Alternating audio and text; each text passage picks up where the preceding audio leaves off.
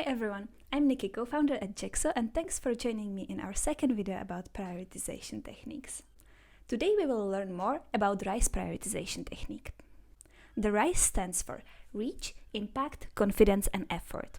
This method was developed by Intercom and they also use it internally. It's really simple but powerful and helps remove personal opinions from product backlog prioritization. This technique is great for established product. To work with RICE prioritization method, you will need to be able to quantify how many customers does this change impact. But of course, RICE method isn't only for prioritizing product feedback. It can also be used for prioritizing content, marketing activities, and similar. Let's have a look on how to work with this method, shall we? The first metric to look at is reach. When filling this one up, ask yourself a question. How many customers does this change impact in a specific time frame? For example, quarter or month? The answer is the exact number of customers.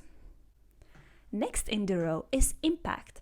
Here we are looking at how much does this change contribute to our goal. When assigning confidence, we are asking how confident are we that this change will work. Why we are asking this? Often people overestimate the impact or the reach can be assigned with certainty because there aren't data to back up the idea available. Usually when there are data that can back up our decision, the confidence is high. If there are no data, confidence is low. Last metric to fill is effort. Let's make sure that we really include all parties involved when filling this one up and ask question, how hard will this change be to implement?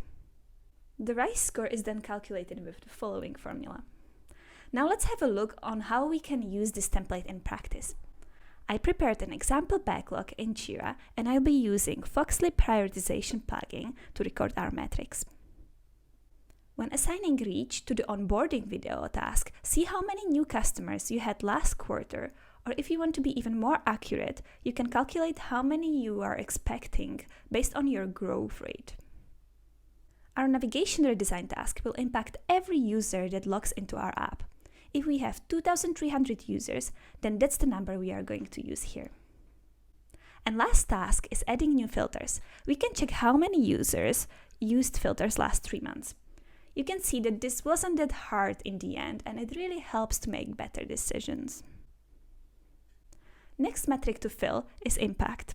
When filling up impact, focus on your goal. In our case, the goal is to increase the conversion. The onboarding video has high impact. Our data shows that not that many users get to the aha moment fast enough and stop using the app. The navigation redesign has medium impact. Over the user testing, some people got confused by icons and couldn't find their way around. There is a high risk that these people would drop using the app due to frustration. And adding new filters has low impact. It was only few customers asking for these and there is a workaround available. Next in the row is confidence. How confident we are that onboarding video will work? I would say the confidence is high because we don't have onboarding in the app yet and placing model in the app should help. Plus the number of new trials every day is high. Confidence of navigation redesign is low. We've done user interviews, but there needs to be further testing done. And last is filters. The confidence is medium. We do have usage data from filters and few customers mention missing filters, but number of the requests aren't high enough. Last metric to assign is effort. Onboarding video is S. Almost no coding is required here, and we know from the past that we are able to create videos quickly. Navigation redesign is L. Redesigns are almost always big tasks, involving everyone from design, development to even changing documentation and website.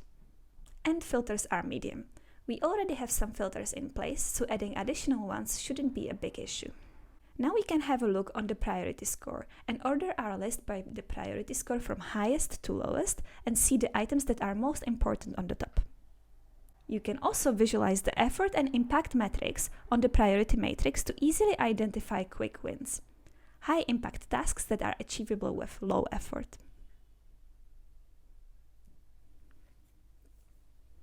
If you are looking for a backlog prioritization tool that integrates with Jira, where you can use this template, you can try our app Foxley. It's really fun and easy to use and helps keep everyone in your team and stakeholders up to date with the latest priorities. There is a prioritization method similar to RICE called ICE. To keep it simple, just remember, if you have data about how many customers or users task reaches, you can use RICE method. If you don't, then it's better to use ICE. If you feel that the RICE prioritization technique might not be the right one for you and your team, have a look on our other videos where we introduce other prioritization methods like ICE, weighted shortest job first, value versus effort, or quick wins method. See you in the next video, and in the meantime, happy prioritizing!